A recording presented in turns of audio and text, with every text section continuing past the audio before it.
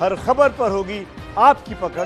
Download कीजिए ABP live app. नमस्कार, आप सबका स्वागत है एबीपी न्यूज की इस बड़ी कवरेज में। आज भारत और चीन के लिए बहुत ही अहम दिन होने वाला है और दिन भर एबीपी न्यूज की नजर इस बातचीत पर रहेगी जो चीन तिब्बत सीमा विवाद को सुलझाने के लिए सबसे बड़े सैन्य स्तर की बातचीत आज भारत और चीन, दुनिया के दो सबसे बड़े और ताकतवर मुल्कों के बीच होने जा रही है। बीते करीब 1.5 महीने से तनाव बना हुआ है तिब्बत सीमा पर भारत और चीन के बीच। उसको सुलझाने के लिए आज ये महत्वपूर्ण बातचीत हो रही है। ऐसा पहली बार हो रहा है जब भारत और चीन के इतने बड़े स्तर, लेफ्टिनेंट जनरल स्तर के अधिकारी आमने सामने बैठे होंगे और बातचीत कर रहे होंगे इस मसले को सुलझाने के लिए। दोनों तरफ से ये इल्जाम लग रहा है इस वक्त, आप जैसा कि जानते हैं कि एक दूसरे के सीमा के भीतर घुस आए हैं। क्या आज ये सॉल्यूशन होगा? क्या आज इस बारे में कोई सहमति बनेगी कि हमको बातचीत से ही रास्ता निकालना है? क्योंकि पूर्वी सीमा पर, भारत की पूर्वी सीमा पर इतना बड़ा विवाद 1962 के युद्ध के बाद से अभी तक नहीं हुआ था। उसको सुलझाने के लिए ये पूरी कवायद चल रही है। क्या कुछ होने वाला है आज? आइए फटाफट सबसे पहले ये स्टोरी देखते हैं ताकि आपको पूरा मसला समझ में आ जाए। आज सीमा विवाद पर भारत और चीन की सेनाओं के लेफ्टिनेंट जनरल स्तर के अधिकारियों के बीच बड़ी बैठक होनी है। भारत की तरफ से इस बैठक का नेतृत्व लेह में 14वीं कोर के commander lieutenant general Harinder Singh करेंगे। चीन की तरफ से दक्षिणी शिनजियांग मिलिट्री डिस्ट्रिक्ट के कमांडर मेजर जनरल लियू ली करेंगे। क्योंकि चीन ने बातचीत के लिए बुलाया है, इसलिए बैठक मोल्डो चुशुल में मौजूद चीन के बीपीएम हट में होगी। हमारी तरफ से 14 कोर कमांडर होंगे और उनकी तरफ से उनका जो वेस्टर्न कमांड है, उसके सदर्न शिनजियांग मिलिट्री डिस्ट्रिक्ट के लेफ्टिनेंट जनरल हिस्सा लेंगे। सूत्रों के मुताबिक बैठक में फिंगर एरिया का मुद्दा छाया रह सकता है। भारत चीन से फिंगर एरिया में एलएसी को चिन्हित करने की मांग करेगा। गैलवान घाटी, हॉट स्प्रिंग और डैम चौक से सैनिकों को हटाने और एलएसी पर पहले जैसी स्थिति बहाल करने की मांग करेगा। चाइना के प्रेसिडेंट साहब और भारत के प्राइम मिनिस्टर साहब मिले थे, अपनी अपनी आर्मीज को स्ट्रेटेजिक गाइडेंस दिया था कि किस प्रकार इस इलाका के अंदर में, बॉर्डर के इलाका में, एलएसी के इलाके में पीस एंड ट्रैंक्विलिटी को मेंटेन करना चाहिए। दोनों देश जानते हैं कि ये जो टाइमिंग्स हैं ये बहुत इंपॉर्टेंट हैं और दोनों ने डिसाइड किया है मिलिट्री और डिप्लोमेटिक लेवल के ऊपर में इस प्रॉब्लम को सुलझाना चाहिए। चीन कितनी भी दादागिरी दिखाए, लेकिन भारत का पलड़ा भारी है। ये जरूरी है कि दोनों जो देश के राष्ट्रपति और प्रधानमंत्री जी हमारे हैं, उन्होंने जो बताया है उसमें कहाँ गलती हुई है और गलती दोबारा ना हो, इन विषयों के ऊपर में अवश्य ही बातें होंगी। भारत की तरफ से आज की बातचीत का नेतृत्व करने वाले लेफ्टिनेंट जनरल हरिंदर सिंह पिछले साल अक्टूबर में 14वीं कोर के कमांडर बने थे। इससे पहले सेना मुख्यालय में डीजीएमआई के पद पर थे। चीन के साथ सीमा विवाद को लेफ्टिनेंट जनरल हरिंदर सिंह कैसे देखते हैं, वो 2010 में चीन पर लिखे गए उनके रिसर्च पेपर के अंश से समझा जा सकता है। चीन भारत के साथ सामरिक स्तर पर तो संबंध सुधार लेगा, लेकिन सीमा पर दोनों देशों के बीच झड़पें और टकराव होते रहेंगे। यही वजह है कि पिछले 1 महीने से चीन के साथ सीमा पर तनाव को लेकर कई बैठकें बेनतीजा रही। आज के दिन से पहले 5-6 बार मिल चुके हैं बटालियन लेवल कमांडर के ऊपर, बटालियन कमांडर के लेवल के ऊपर में, ब्रिगेड कमांडर लेवल और मेजर जनरल लेवल के ऊपर में, और वो जो बातचीत है वो सक्सेसफुल नहीं हुई है। बैठक पर लेफ्टिनेंट जनरल वाई के जोशी लगातार कोर कमांडर हरिंदर सिंह से संपर्क में हैं। वाई के जोशी सेना मुख्यालय में बतौर डीजीएमओ तैनात हैं। उधमपुर में उत्तरी कमान के कमांडर हैं। लेफ्टिनेंट जनरल हरिंदर सिंह के बॉस हैं, करगिल युद्ध के हीरो रहे हैं। पहले लेफ्टिनेंट जनरल हरिंदर सिंह की जगह वाई के जोशी ही लेह में कोर कमांडर थे। अक्टूबर में लेफ्टिनेंट जनरल हरिंदर सिंह को कमान सौंपी गई थी। बैठक पर थल सेना प्रमुख समेत देश की पूरी मिलिट्री लीडरशिप नजर रखे हुए है। लगातार स्थिति की समीक्षा हो रही है, लेकिन सवाल यही है कि क्या आज की मुलाकात से बात बनेगी।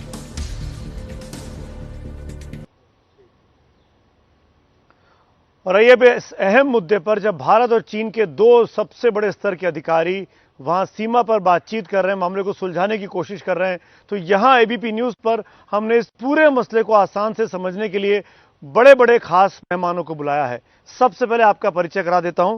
मेरे साथ retired lieutenant general Shankar Prasad ji इस वक्त जुड़ रहे हैं, स्वागत है आपका।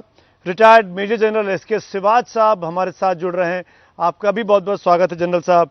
साथ में पूर्व राजनयिक विवेक काटजू जी भी इस वक्त मेरे साथ जुड़ रहे हैं, जो इस मामले को बहुत अच्छे से समझते हैं। और साथ में मेरे सहयोगी नीरज राजपूत भी इस पूरी बातचीत में, जो लगातार इस पूरे गहमा गहमी पर नजर रखे हुए हैं बीते कई दिनों से, वो भी जुड़ रहे हैं। तो शुरुआत नीरज मैं आपसे करूंगा। जैसा कि हिंदुस्तान के लिए और दुनिया के लिए इस पल में जब हम और आप बैठे हुए हैं, ये एक बहुत ही ऐतिहासिक क्षण है जब भारत और चीन के दो सबसे बड़े स्तर के अधिकारी पहली बार आमने सामने बैठ रहे हैं इस मसले को सुलझाने के लिए।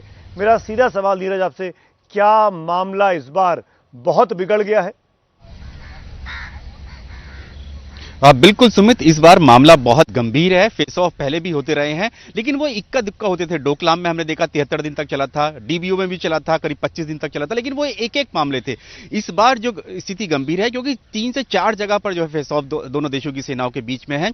3 जगह पर झगड़े हो चुके हैं, मारपीट हो चुकी है, दर्जनों सैनिक जो है दोनों तरफ के घायल हुए हैं। नॉर्थ सिक्किम में भी हुआ था, जब 5 और 6 मई को फिंगर एरिया में हुआ था, तो 9 मई को नॉर्थ सिक्किम में हुआ था। तो इन सबको एक जोड़कर कड़ी देखनी चाहिए कि ये सिर्फ एक ये लोकल लेवल का कॉन्फ्लिक्ट नहीं है दोनों देशों की सेनाओं के बीच में, ये ऊपर उस स्तर तक जा चुका है। और इसीलिए ये बैठक हुई है कि पहली बार भारतीय सेना की तरफ से लेफ्टिनेंट जनरल रैंक के अधिकारी यानी कि कोर कमांडर जो हैं वो बैठक में हिस्सा ले रहे हैं। खुद चीन ने इन्वाइट किया, चीन ने कहा कि इस मामले को सुलझाते हैं। इसीलिए जो लेफ्टिनेंट जनरल हरिंदर सिंह है वो चीन की तरफ जा रहे हैं। जो मोल्डू में जो चीन की बीपीएम हट है वो बिल्कुल चुशूल से लगी हुई है, पैंगोंग लेक से करीब 18 से 20 किलोमीटर की दूरी पर है। वहां पर यह मीटिंग हो रही है, वहां पर इन्वाइट किया गया। खुद जो लेफ्टिनेंट जनरल हरिंदर सिंह जाएंगे, उनके साथ ब्रिगेड कमांडर होंगे, कर्नल रैंक के अधिकारी होंगे, आधा दर्जन के करीब अधिकारी होंगे। प्रेजेंटरीज लेके जाएंगे, गिफ्ट्स लेके जाएंगे और उसके बाद फिर बातचीत होगी, 2 से 2.5 घंटे तक चलेगी। माना ये जा रहा है कि पॉजिटिव रिजल्ट जरूर होंगे, लेकिन वो क्या जमीनी हकीकत में, यानी कि जो बॉर्डर पर कब तक स्थिति सुधर पाएगी, डिसएंगेजमेंट कब होगा, उसमें शायद समय लग सकता है। क्योंकि चीन के जो सैन्य अधिकारी हैं वो भी अपनी पॉलिटिकल लीडरशिप, जो पॉलिटिकल हायरार्की है उनकी, उससे पहले मंजूरी लेंगे और उसके बाद फिर ग्राउंड पे सिचुएशन जो है बदलेगी। लेकिन माना यह जा रहा है कि पॉजिटिव रिजल्ट जरूर निकल सकते हैं इस मीटिंग से।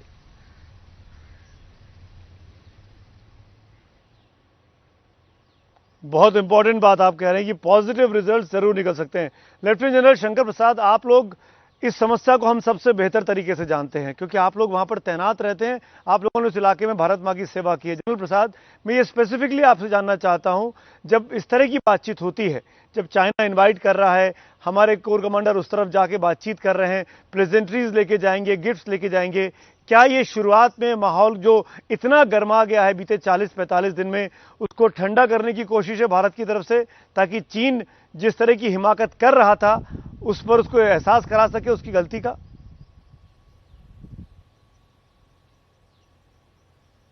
देखिए, ठंडा और गर्म की तो बात छोड़ दीजिए, बड़ी गंभीर बात है, इसको गंभीरता से लेना पड़ेगा। मैं आपको 4 पॉइंट बताना चाहता हूं संक्षिप्त में, उसके बाद इसका डिटेल डिस्कशन करेंगे।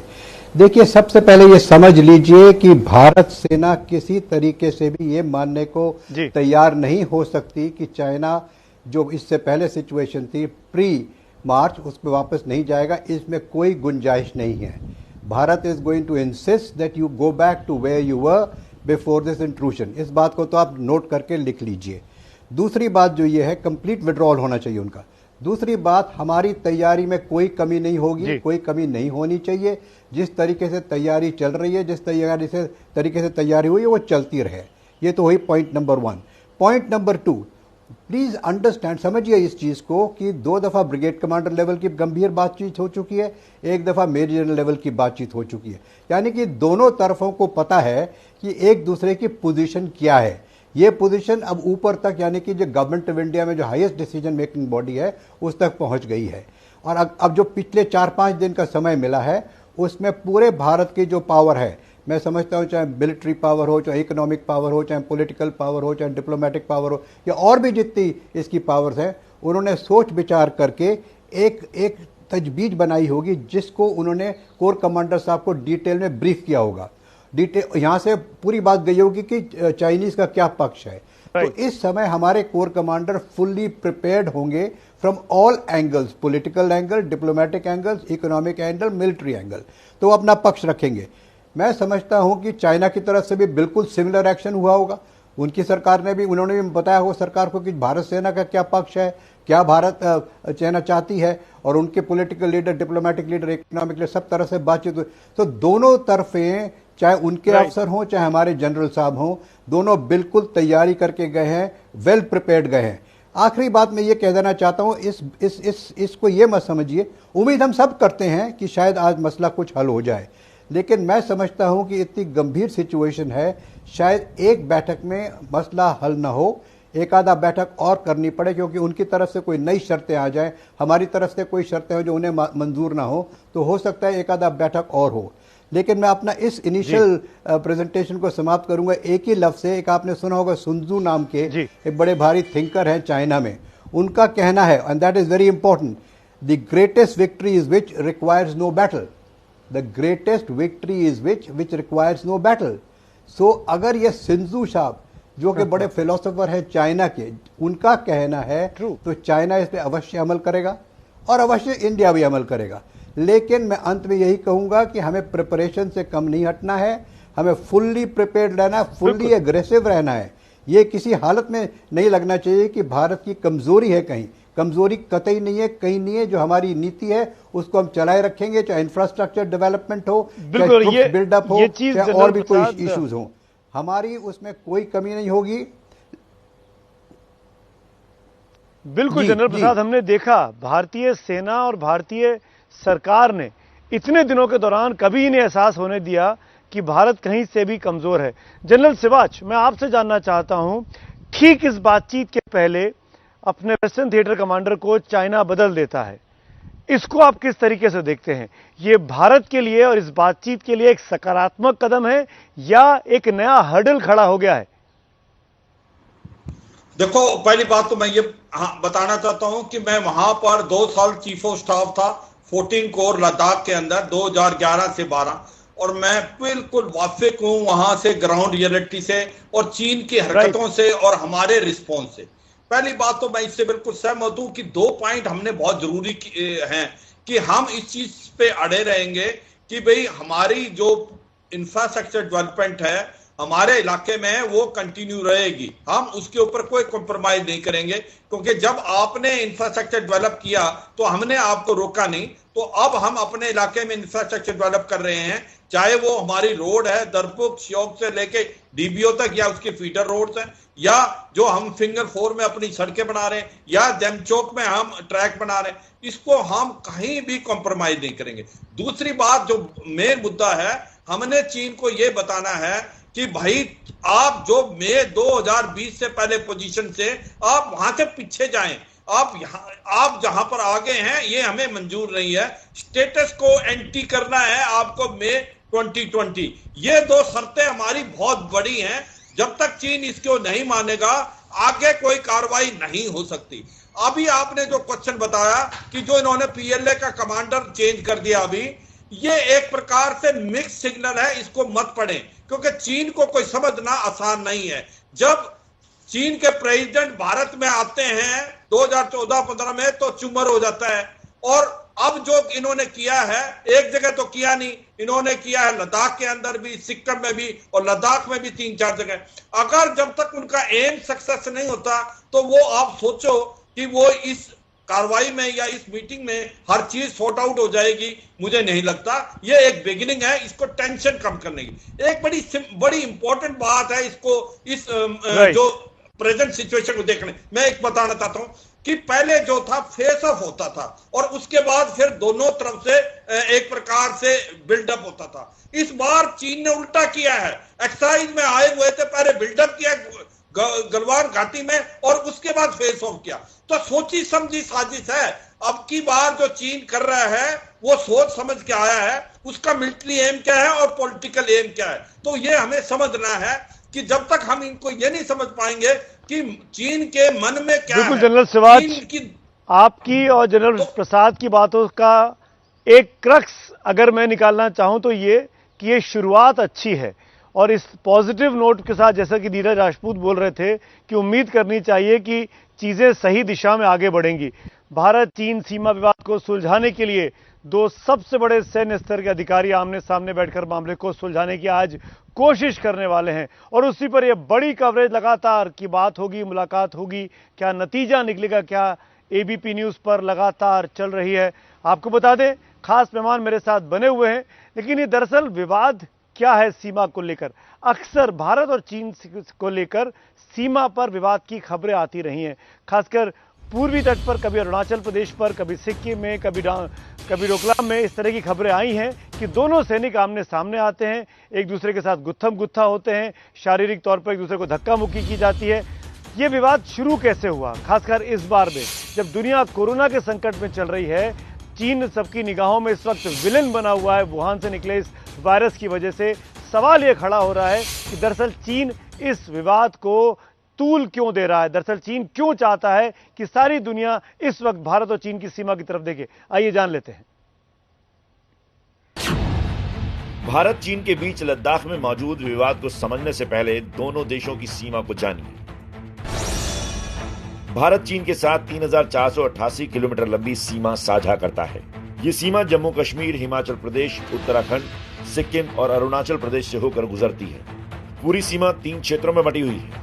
पश्चिमी सेक्टर यानी जम्मू कश्मीर, मध्य क्षेत्र यानी हिमाचल प्रदेश और उत्तराखंड, और पूर्वी सेक्टर यानी सिक्किम और अरुणाचल प्रदेश। मौजूदा विवाद है पश्चिम क्षेत्र के अक्साई चीन के इन 2 इलाकों पर। पहला है गैलवान घाटी और दूसरा है पैंगोंग से झील से सटा फिंगर एरिया। सबसे पहले गैलवान घाटी में चीन की दादागिरी का सैटेलाइट तस्वीरों के रूप में ये सबूत देखिए।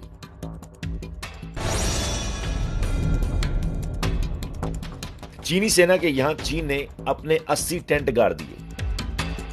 जवाब में भारत ने भी 60 तंबू तान दिए। इस तस्वीर में भारत का वो डिफेंस फैसिलिटी सेंटर भी दिख रहा है जिसे चीन गैर कानूनी बताता है। न सिर्फ ये डिफेंस फैसिलिटी चीन की छटपटाहट की वजह है, बल्कि भारत की 2 सड़कें भी चीन की बेचैनी बढ़ा रही हैं। सूत्रों की माने तो हाल ही में बॉर्डर रोड ऑर्गेनाइजेशन यानी बीआरओ ने लद्दाख में चीनी सीमा के करीब 2 सामरिक महत्व की सड़कें तैयार की हैं। पहली सड़क पूर्वी लद्दाख के श्योक से डीबीओ यानी दौलत बेग ओल्डी तक जाती है। दूसरी पैंगोंग से झील के करीब है और फिंगर एरिया के पास तक जाती है। विवाद फिंगर एरिया पर भी है, इसलिए फिंगर एरिया को जानना भी आपके लिए जरूरी है। पैंगोंग त्सो झील से सटी पहाड़ी और पगडंडियों से बने क्षेत्रों को फिंगर एरिया कहा जाता है। हाथ की उंगलियों के आकार के दिखने वाले 8 पहाड़ियों के समूह पर चीन अपना दावा करता है, जबकि ये इलाका भारत का है।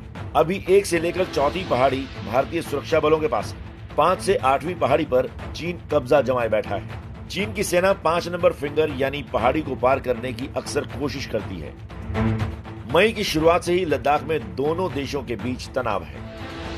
ये 3 तस्वीरें उसी तनाव का सबूत हैं। पहली तस्वीर उस वक्त की है जब भारतीय और चीनी सेना लेह और सिक्किम में भिड़े थे। दूसरी तस्वीर है पैंगोंग त्सो लेक के पास तनाव की, और तीसरी तस्वीर है हेलीकॉप्टर से चीन के घुसपैठ की। हाल ही में पैंगोंग त्सो झील में चीनी सेना की तरफ से गश्त बढ़ाने की खबर आई थी। 134 किलोमीटर लंबी यह झील 604 वर्ग किलोमीटर के दायरे में फैली हुई है। इसके 89 किलोमीटर यानी करीब 2/3 हिस्से पर चीन का नियंत्रण है। झील के 45 किलोमीटर पश्चिमी हिस्से यानी करीब 1/3 हिस्से पर भारत का नियंत्रण है। चीन इस झील पर भी कब्जे की कोशिश में है।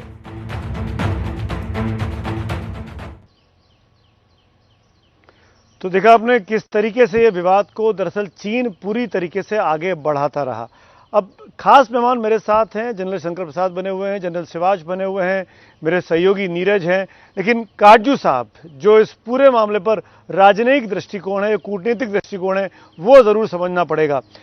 काटजू साहब, मैं आपसे ही जानना चाहूंगा, इस वक्त में जब दुनिया में चीन अलग थलग पड़ रहा है, चीन के खिलाफ लामबंदी अमेरिका कर रहा है, भारत को एक अलाई के तौर पर डोनाल्ड ट्रंप इस वक्त देख रहे हैं, क्या इस विवाद को जानबूझकर तूल दे रहा है चीन ताकि दुनिया का ध्यान इस ओर आ जाए और वुहान जैसी जो वायरस था उससे ध्यान भटका सके? देखिए, इस वक्त चीन बहुत ही अग्रेसिव नीतियां अपना रहा है एक तो हमारी सीमा पर ये नियंत्रण, वास्तविक नियंत्रण रेखा पर कोशिश कर रहा है कि जमीनी हकीकत बदले, और जो कदम उसने उठाए हैं जब तक वो पीछे नहीं जाएगा, वो चाहता यही है कि जमीनी हकीकत जो उसने बदली है उसको हम कबूल करें। हम दृढ़ता से कह रहे हैं, वो बिल्कुल सही कह रहे हैं कि ये हमें कबूल नहीं। उसी तरह हांगकांग में जो घटनाएं हो रही हैं, ताइवान की स्ट्रेट्स में भी, साउथ दक्षिण चीनी सागर में भी, हर जगह आप देखिए तो एक आक्रामक रूप चीन ने अपनाया है। अब सवाल यह है कि उसकी मंशा क्या है। और आपने बिल्कुल सही कहा कि उसको, जो हमारी और जो अमेरिका के बीच में संबंध बढ़ रहे हैं, हमारे हित और अमेरिका के हित हम चाह रहे हैं कि मिले और आगे बढ़े साथ, वो उसको उसको कबूल नहीं। कल शाम विदेश मंत्रालय और चीनी विदेश मंत्रालय के अफसरों के बीच में बातचीत हुई। उसके बाद एक बयान भारत की तरफ से आया और चीन के राजदूत जो भारत में है उनकी तरफ से आया। जो चीनी बयान आया, जो राजदूत का बयान आया और जो भारत के बयान, उसमें कुछ तो कुछ नुक्ते जो हैं वो तो मिलते हैं, लेकिन कुछ नुक्तों पर चीनी साइड ने अपना एक इशारा किया, एक सिग्नल किया, और वो उसमें अगर आप देखें तो उन्होंने विश्व स्वास्थ्य संगठन की बात। अब आपको मालूम है कि अमेरिका ने तो विश्व स्वास्थ्य संगठन से अपने नाते तोड़ लिए। यहां पर चीनी बयान आया कि भारत और चीन दोनों ने ये माना कि विश्व स्वास्थ्य संगठन को सपोर्ट किया जाए। अब इस वक्त ये इसलिए मामला इंपॉर्टेंट है, महत्वपूर्ण है, क्योंकि आपको मालूम है कि भारत एग्जीक्यूटिव बोर्ड जो है उसका नेतृत्व कर रहा है विश्व स्वास्थ्य संगठन, और भारत का रोल बहुत ही महत्वपूर्ण होगा। जो इंक्वायरी हो रही है होगी कि ये जो वायरस है, कोरोना वायरस, ये कहां उत्पन्न हुआ, कहां कैसे आगे बढ़ा, चीन का क्या रोल रहा। तो ये मुझे एक महत्वपूर्ण संदेश लगता है चीन की तरफ। तो ये जो मामला है, ये एक तो सीमा पर है, लेकिन इसके कई राजनयिक पहलू हैं और हमको वो भी समझने होंगे। क्योंकि ये आखिरी पॉइंट आपसे कहूं, मुझे नहीं लगता है कि ये जो हम चीन ने कदम उठाए हैं सीमा पर, ये एक शब्द में कह दूं, ये कदम चीन के मिलिट्री अफसरान ने खुद उठाए होंगे जब तक साहब, ये पूरे बदले हुए परिवेश में ये बिल्कुल, ये इसीलिए कह रहा हूं, इस बदले हुए विश्व परिदृश्य में ये बहुत जरूरी हो जाता है कि आज की मीटिंग में क्या कुछ होने वाला है। भारत चीन को लेकर क्या नीति अपनाता है, भारत अमेरिका को लेकर क्या नीति अपनाता है, क्या भारत दोनों के बीच ब्रिज का काम कर सकता है या भारत किसी एक तरफ खड़ा होगा। नीरज राजपूत मेरे सहयोगी बने हुए हैं, बैठक में क्या चल रहा है वहां, यहां दिल्ली से सैकड़ों हजारों मील दूर, उसके बारे में अपडेट लेते हैं। नीरज, बैठक के बारे में कोई अपडेट, क्या प्रोग्रेस है, क्या जानकारी वहां से मिल रही है आपको? सुमित, देखिए, बैठक के बारे में पहले ही बता दिया गया था कि सुबह 9 बजे शुरू हो जाएगी, वो मीटिंग होगी, मोल्डो में शुरू हो जाएगी। और जो मुख्य तौर से एजेंडा जो हमें जानकारी मिली, जो हमारे सेना मुख्यालय के और सेना के उच्च पदस्थ सूत्र हैं, उन्होंने बताया था कि एजेंडा सिर्फ 2-3 रहने वाले हैं भारत की तरफ से खासतौर से। पहला तो ये कि स्टेटस क्यों है वो मेंटेन किया जाए, यानी कि अप्रैल के महीने में जो दोनों देशों की जो पोजीशनिंग थी एलएसी पर, वो मेंटेन की जाए। क्योंकि हमने देखा कि अप्रैल महीने के आखिर में चीनी सेना ने घुसपैठ करने की कोशिश की, एलएसी पर कैंप लगाने की कोशिश की, तो वो स्टेटस क्यों मेंटेन किया जाए जिससे दोनों देशों की सेनाओं के बीच में डिसएंगेजमेंट हो, पीछे चली जाए, वापस अपने अपने बैरक्स में चली जाए। पहली तो वो, और दूसरी ये कि फिंगर एरिया जो बहुत महत्वपूर्ण इस मीटिंग का मुद्दा होने वाला है कि पेट्रोलिंग की जो होनी चाहिए, दोनों देशों की सेनाओं के बीच में पेट्रोलिंग जरूर होनी चाहिए, क्योंकि चीनी सेना पेट्रोलिंग करने के लिए भी भारतीय सेना को रोक रही है, जिसको लेकर ही हमने देखा 5 और 6 को जो झड़प हुई थी, जिसमें दर्जनों सैनिक जो दोनों तरफ से घायल हो गए थे। हालांकि चीनी सैनिक दिखाई दे रहे हैं वीडियो में कि अपनी गाड़ियां छोड़कर भाग गए थे वहां से, लेकिन घायल हुए थे, पेट्रोलिंग करने के लिए रोक रही है। वो दूसरा मुख्य मुद्दा है जो भारत की तरफ से उठाया जा रहा है। और तीसरा ये कि चीन की तरफ से लगातार जो कहा जा रहा था कि अपनी सड़क और इंफ्रास्ट्रक्चर बंद कर दे, वो भारतीय सेना ने साफ कर दिया है कि वो बंद नहीं होगा सीमावर्ती इलाकों में।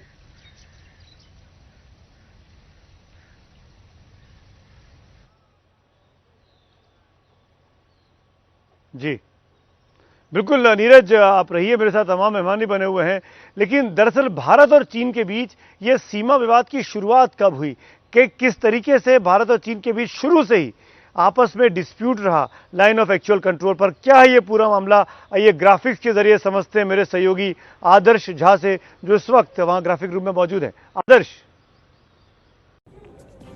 आइए अब आपको बताते हैं कि भारत और चीन के बीच आखिर ये जो विवाद जैसी स्थिति बनी हुई है, ये क्यों बनी हुई है और कब से शुरू हुई और अब तक क्या कुछ हुआ है। आपको ग्राफिक्स के जरिए बताते हैं कि ये पूरा विवाद आखिर शुरू कैसे हुआ और कैसे यहां तक पहुंचा। देखिए, पैंगोंग त्सो झील के करीब एलएसी पर भारत चीनी सैनिकों में झड़प हुई। यह घटना 5 मई की है और उसके बाद दोनों तरफ के करीब 250 सैनिक जख्मी हुए। विवाद की शुरुआत यहीं से हुई, दोनों ही देशों के सैनिक आमने सामने हो गए, उसके बाद आपस में झड़प हुई जिसमें सैनिक जख्मी हो गए। और 9 मई को नाथुला सेक्टर में भारतीय और चीनी सेना में फिर से झड़प हुई, फिर से दोनों सेना की जो टुकड़ी है वो आमने सामने हो गई और उसके बाद दोनों में झड़प हुई। मारपीट और पत्थरबाजी में दोनों तरफ के करीब 10 सैनिक जख्मी हुए, जैसी जानकारी सेना की तरफ से दी गई, करीब 10 सैनिक। और देखिए, 12 मई को लद्दाख में एलएसी के पास चीनी हेलीकॉप्टर्स दिखाई दिए, 2 हेलीकॉप्टर्स दिखाई दिए थे और जवाब में भारतीय वायुसेना ने सुखोई विमानों से उस पूरे इलाके में पेट्रोलिंग शुरू कर दी। ये लगातार एक के बाद एक विवादित घटनाक्रम वहां पर होते रहे हैं। और 17 मई को हिमाचल के लाहौल स्पीति में चीनी हेलीकॉप्टरों ने भारतीय वायु सीमा का उल्लंघन किया, वो भारतीय वायु क्षेत्र में प्रवेश कर गए और जिसके बाद तमाम कोशिशें इस तरह की होती रहीं कि यह विवाद जल्द से जल्द खत्म किया जाए। पैंगोंग त्सो झील में चीन ने पेट्रोलिंग बोट्स की संख्या बढ़ा दी। 1/3 हिस्सा इस झील का भारत के पास है, 2/3 हिस्सा चीन के पास है और चीन ने अपने हिस्से में पेट्रोलिंग की संख्या बढ़ा दी। 20 मई को जवाब में भारत ने भी झील की सख्ती से पेट्रोलिंग करना शुरू कर दिया ताकि कोई कोर कसर अपनी तरफ से बाकी ना रह जाए। 21 मई को देखिए, लद्दाख की गलवान घाटी में चीनी सैनिकों ने 80 टेंट गाड़ दिए और यह देखने के बाद जवाब में भारत ने भी चीनी टेंटों के सामने अपने 60 तंबू गाड़ दिए। और भारत की कोशिश यह थी कि जितनी संख्या में वहां पर चीनी सैनिक है उतनी संख्या में ही वहां पर भारतीय सैनिक भी मौजूद हों। और लद्दाख के हॉट स्प्रिंग में भारतीय और चीनी सैनिक एक बार फिर आमने सामने आए। यह घटना है 24 मई की। पेट्रोलिंग पॉइंट 14, पेट्रोलिंग पॉइंट 15 में भी दोनों देशों के सेना के बीच तनातनी हुई। यह भी 24 मई की ही घटना है और लगातार इस बीच बातचीत होती रही लेकिन मामला सुलझता नजर नहीं आया। और देखिए, 26 मई को चीन के राष्ट्रपति शी जिनपिंग ने सेना को युद्ध के लिए तैयार रहने को कहा, जिसके बाद मामला और गर्माता दिखाई दिया। 30 मई का आपको बता देते हैं, 30 मई को गलवान घाटी में बड़ी संख्या में चीनी सैनिक तैनात किए गए, जिसके बाद भारत ने भी अपनी तरफ से सैनिकों की संख्या बढ़ाई। चीनी सैनिकों ने बंकर भी बनाए और चीन के बराबर सैनिक तैनात किए भारत ने। तो इस तरह से ये पूरा घटनाक्रम रहा और अब उम्मीद यही है कि जल्द से जल्द बातचीत के जरिए ये पूरा मामला दोनों देश मिलकर इसको सुलझाएं। बिल्कुल, और जिस तरीके से आदर्श ने पूरी क्रोनोलॉजी समझाई कि बीते 2 महीने के अंदर क्या कुछ हुआ है इस तिब्बत के इलाके में। जनरल शंकर प्रसाद, मैं आपसे जानना चाहूंगा स्पेसिफिकली कि फिंगर एरिया को लेकर बातचीत होने वाली है। लाइन ऑफ एक्चुअल कंट्रोल पर दोनों सेनाएं आमने सामने रहती हैं इतने सालों से, लेकिन दोनों के पास हथियार नहीं होते हैं, वो गुत्थम गुत्था हो जाते हैं। लेकिन चीन हमेशा कहीं ना कहीं भारतीय इलाके में घुसपैठ करने की कोशिश पहले भी करता रहा है, डोकलाम से लेकर अभी फिंगर एरिया हम देख पा रहे हैं। आपने कहा कि भारत को चाहिए मार्च की स्थिति को दोबारा बहाल किया जाए। क्या चीन कदम पीछे हटाएगा? क्या चीन झुकेगा?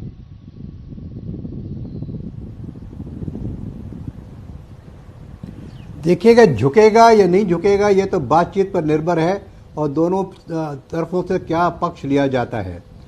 आपने ये कहा कि फिंगर में नई बात क्या, नई बात नहीं है ये। हर साल अगर आपको मैं कोई फिगर्स बताऊं तो करीबन 200-300 से ज़्यादा इस तरह की लाइन ऑफ कंट्रोल से मिस रिप्रेजेंटेशन होती है, क्योंकि वहाँ पे क्लियर नहीं है कि लाइन ऑफ कंट्रोल है कहाँ पर, लाइन ऑफ एक्चुअल कंट्रोल। हमने कई दफ़ा नक्शे भी बदली करने की कोशिश किए और नक्शे जब बदली होते हैं तो उनका जो नक्शों का स्केल है और वो हमारे नक्शों का स्केल जो है वो अलग रह जाता है कभी कभी। तो स्केल बदली होने के बजाय फिर भी लाइनें नहीं मिल पाती हैं, ज़मीन पर कुछ क्लियर पोजीशन होती नहीं है। हम समझते हैं कि हमारी लाइन इस फिंगर तक है और उसकी लाइन इस फिंगर तक है। फिंगर माने हम फिंगर उसको कहते हैं, लेकिन वो कहलाती है मिलिट्री लैंग्वेज में स्पर्स। तो ये स्पर हमारी है कि ये स्पर उनकी। अब आपने पूरी डिटेल में सुन लिया कि 1 से 4 तक क्या हरकत होती है और 5 से 8 तक क्या हरकत होती है। इसमें दोनों साइड में पेट्रोलिंग करती हैं। अभी पहले क्या होता था कि चाइनीज आएंगे, वहाँ हमारी लाइन ऑफ कंट्रोल को क्रॉस करेंगे, वहाँ कोई चाइनीज सिगरेट पैकेट छोड़ जाएंगे या कुछ वहाँ खाने पीने का सामान छोड़ जाएंगे, जिससे कहेंगे जी ये तो इलाका हमारा है, और जब बाद में नेगोशिएशन होंगे तो कहेंगे जी तो हमारा हमेशा से रहा है। उसी प्रकार से भारत करता रहा है। और ये आपको मालूम होगा शायद कि जो फर्स्ट लाइन ऑफ डिफेंस होती है वो हमारी आईटीबीपी करती है, तो वो हथियार नहीं ले जाते, क्योंकि बहुत सालों से, मैं समझता हूँ 25-30 साल से शायद वहाँ गोली नहीं चली है, और बेहतर यही है कि गोली न चले, इसलिए अनाम जाते हैं। अनाम का मतलब यह नहीं है कि इनके पास हथियार होते नहीं है, हथियार अवश्य होते हैं पीछे, लेकिन जो मैन टू मैन कांटेक्ट होता है, आप देखेंगे तस्वीरों में भी देखेंगे कि ये अनआर्म्ड होते हैं। ये सब बातें तो सही हैं, लेकिन इस वक्त एक बड़ी बात जो अभी तक सबने कही, उसमें एक मैं बात और जोड़ना चाहता हूं जो आपके क्वेश्चन से थोड़ा बाहर है, कि केवल उनको यहां से हटना ही नहीं होगा जहां वो घुसपैठ कर चुके हैं, बल्कि जो उन्होंने टैक्टिकल एरिया के अंदर हैवी हथियार लाए हैं, जिस तरह से आर्टिलरी, जिस तरह से कोई आर्मड पर्सनल कैरियर या टैंक्स वगैरह आए हों जो कि सपोर्ट करते हैं फॉरवर्ड ऑपरेशंस को, उनको भी वहां से हटाना जरूरी हो जाएगा, जिससे हमें यह पक्का यकीन हो जाए कि इनके इरादे खराब नहीं है, इनके इरादे नेक हैं।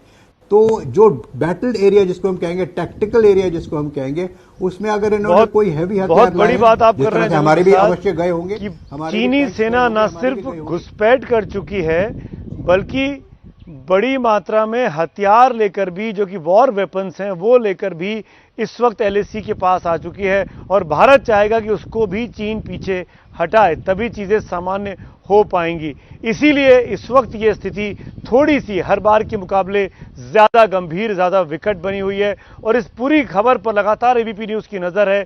क्या भारत भी अपने तोपों को, अपने गन्स को, अपनी आर्टिलरी को इस बॉर्डर पर मूव करने की तैयारी कर रहा है? इस पर भी हम बात करेंगे। तमाम एक्सपर्ट मेरे साथ बने हुए हैं। तो बात हो रही है, मुलाकात हो रही है, लेकिन बात बनेगी क्या? बड़ी खबरें एबीपी न्यूज पर आप देख रहे हैं।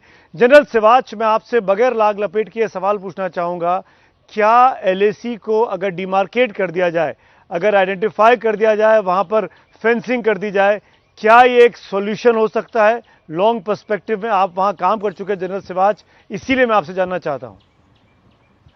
देखो, बिल्कुल अगर डिमार्केट हो जाए ग्राउंड पे तो इस प्रॉब्लम का हल हो सकता है, मगर बात ऐसी है कि हो सकता है, यही तो प्रॉब्लम है। क्योंकि जो हम सोच रहे हैं हमारा इलाका वहां तक है, वो सोचते हैं हमारा इलाका इस तरफ तक है, तो कहीं ना कहीं डिस्प्यूटेड एरिया बहुत हैं और वो नहीं मान रहे। हम कह रहे हैं कि भाई जो इलाका है अरुणाचल से लेकर लद्दाख तक वाटरशेड पॉलिसी पे आप लाइन ऑफ एक्चुअल कंट्रोल को बदल दो, मगर चीन इस बात को नहीं मानेगा। वो ये चाहेगा कि ये किसी प्रकार से ये सिचुएशन ऐसी बनी रहे और उसको अपना फायदे के लिए करो। देखो, आपको ये समझना पड़ेगा कि लास्ट 70 साल में उसने तो अपनी इंफ्रास्ट्रक्चर डेवलपमेंट कर लिया, अपनी तरफ सड़कें बना ली, अपनी तरफ डिप्लॉयमेंट बढ़ा ली। जब भारत करने लगा तो वो अभी प्रॉब्लम डाल रहा है। तो एक प्रकार आपको समझना पड़ेगा कि भारत की अब जो ग्राउंड पे सिचुएशन है काफी मजबूत है। लास्ट 10 साल में हमने वहां पर एक आर्मर्ड ब्रिगेड डाल दी है, 2 इन्फेंट्री ब्रिगेड डाल दी है, साटा ब्रिगेड डाल दी है, एविएशन आ गया है जिसके अंदर अटैक हेप्टर भी आ जाएंगे। बिल्कुल तो सही बात है जनरल सिवाच, जो बात आप कह रहे हैं अगर हम कमजोर, ये बहुत इंपॉर्टेंट है। भारतीय दर्शकों को ये बात समझनी होगी जनरल सिवाच, हमको ये अंडरलाइन करना पड़ेगा अपने इस प्रोग्राम के दौरान कि चीन तो अपनी सीमा के अंदर रहकर बहुत सारा डेवलपमेंट कर रहा है। सीमा तक आ जाए, उसकी सड़कें बनी हुई हैं, हेलीपैड्स बने हुए हैं, एयर स्ट्रिप्स बनी हुई हैं। अगर भारत अपने इलाके में, लद्दाख के इलाके में, तिब्बत के इलाके में अगर डेवलपमेंट कर रहा है, सड़क बना रहा है, तो ये ज़ाहिर तौर पर भारत का अपना अधिकार है, उससे चीन को दिक्कत नहीं होनी चाहिए। पर हुई है दिक्कत इस बार, और ये पूरी जो चीन की हिमाकत है इस बार, शायद इसीलिए चीन वहां पर इतनी बड़ी गलती करने की कोशिश कर रहा है। ये बड़ी कवरेज लगातार एबीपी न्यूज पर बनी है। तमाम खास मेहमान मेरे साथ बने हुए